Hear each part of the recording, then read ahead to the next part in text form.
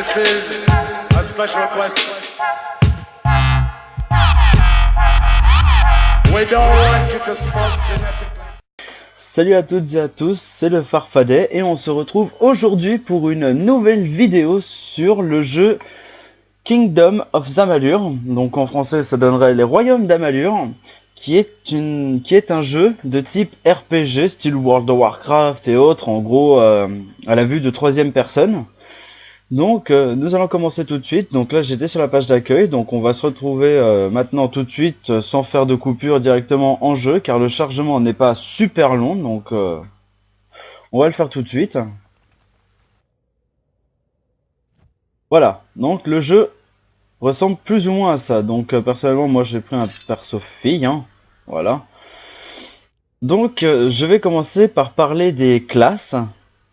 Donc dans ce jeu, petit point positif mais négatif, mais bon c'est les classes qu'on retrouve le plus souvent dans les RPG. Nous avons la classe mage, la classe voleur et la classe guerrier.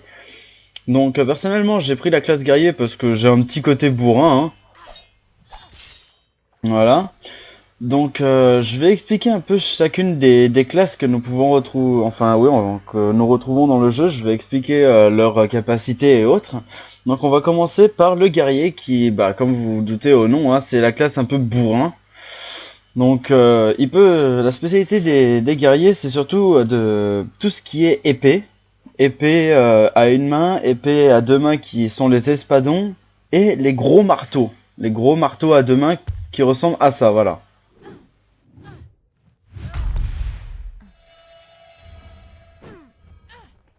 Donc je vous montre un petit exemple des attaques, voilà. Donc je préfère garder l'épée, donc je vais expliquer un peu pour les armes. Donc le marteau, comme vous pouvez le voir, ce sont des attaques lentes mais qui font extrêmement mal, qui sont très puissants.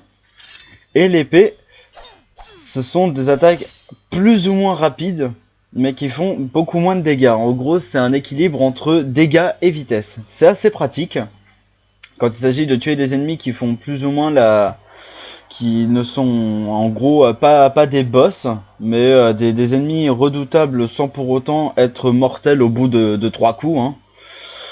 Donc l'espadon, c'est un peu l'alternative du marteau et de l'épée. C'est un peu plus rapide que le marteau, mais c'est légèrement, mais vraiment très légèrement moins puissant que le marteau. Mais on peut faire comme vous pouvez le voir là, les attaques spéciales de l'espadon sont beaucoup plus puissantes. Donc je vais tuer ce monstre, enfin ces monstres, parce que ce que je peux voir, ils ont l'air un peu nombreux. Voilà, donc je vais les tuer. J'active carrément l'attaque spéciale, hein, histoire de pas trop vous faire attendre.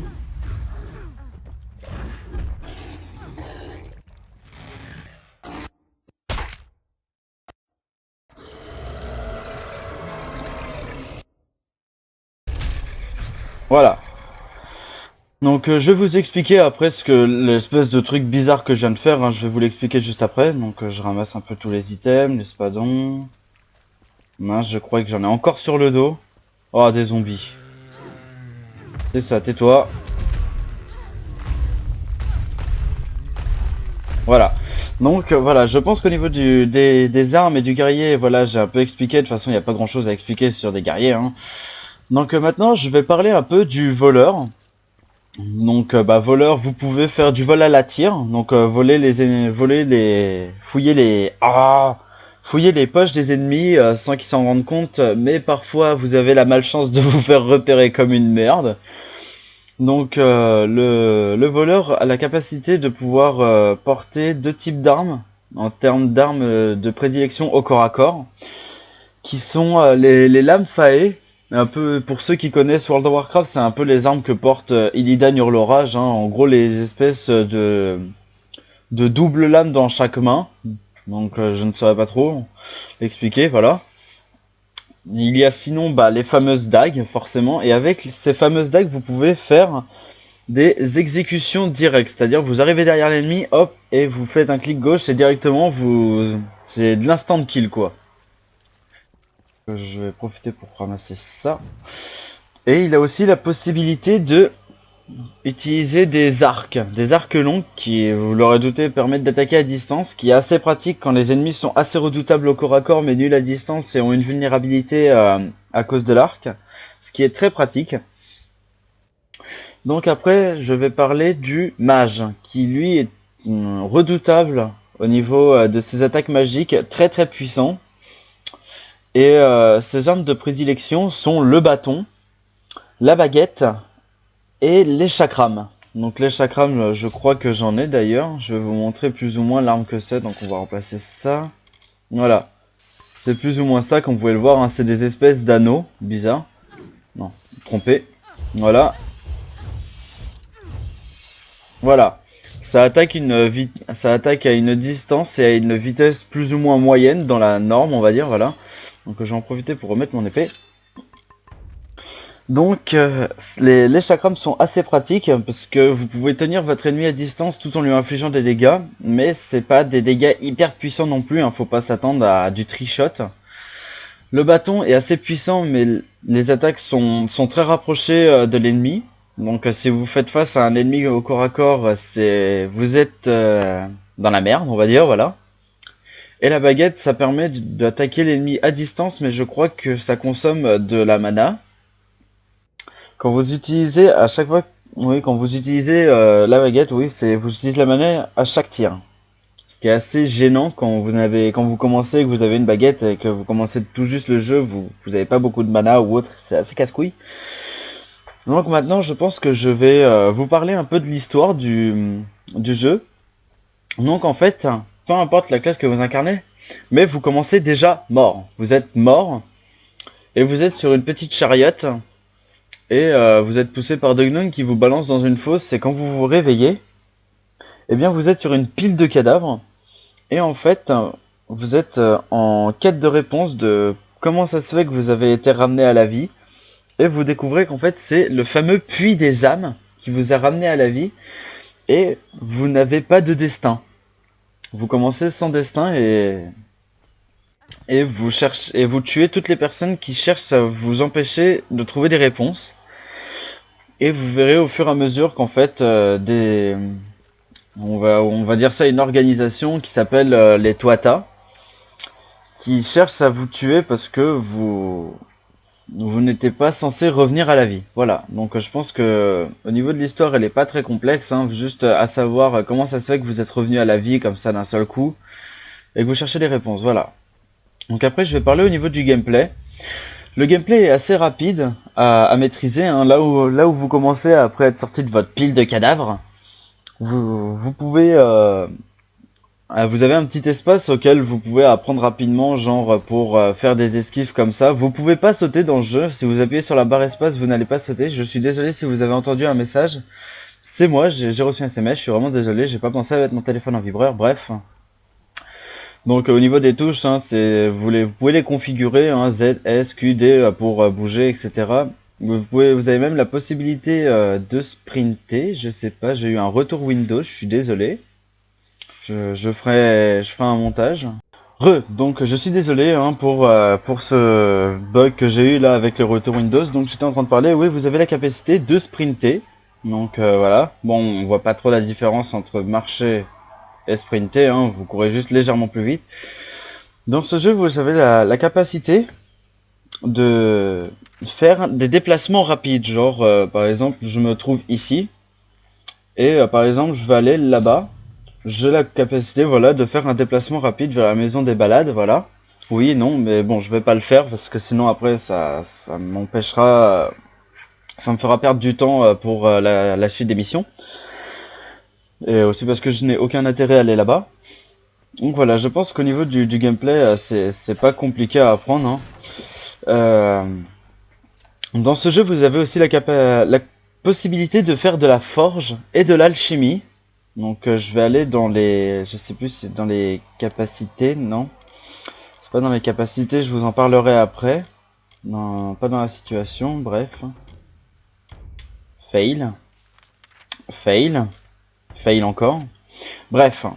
Oui, moi parce que je voulais vous emmener sur une page pour vous montrer que genre vous avez la possibilité de faire de la forge, de l'alchimie, etc. Bref. Donc je vais passer ce sujet-là, hein, et je vais vous parler des arbres de talent. Donc comme vous pouvez le voir, il y a un arbre puissance, un arbre finesse et un arbre sorcellerie. Puissance c'est pour tout ce qui sera classe guerrier, la finesse pour tout ce qui sera classe voleur, et la sorcellerie pour ce qui sera de tout ce qui sera classe mage. Donc bah personnellement j'ai rien mis, hein. Je me suis principalement catégorisé dans l'arbre de talent puissance pour la catégorie guerrier, donc voilà.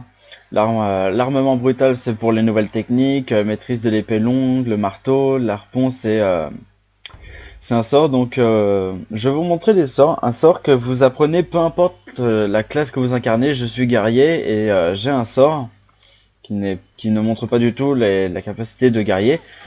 C'est de balancer un éclair comme vous pouvez le voir. Le voleur là aussi et le mage là aussi. En fait vous commencez, peu importe la classe que vous incarnez, vous aurez ce sort au bout d'un moment. Le harpon, voilà, hein, c'est tout simplement vous attrapez un ennemi pour le rapprocher de vous, ou s'il est trop gros, c'est vous qui allez vers lui. Et après, tout simplement, c'est l'essayisme. Hein. Voilà. Donc, au niveau des sorts, vous les apprenez au fur et à mesure des niveaux que vous gagnez. Ça coûte pas super cher, vous l'apprenez en fonction des choix, vous le prenez pas spécialement. C'est vous qui choisissez de l'apprendre ou non en fonction de vos envies, de votre style de combat et de votre façon de jouer. Voilà. Donc après je pense avoir fait le tour au niveau de tout ça.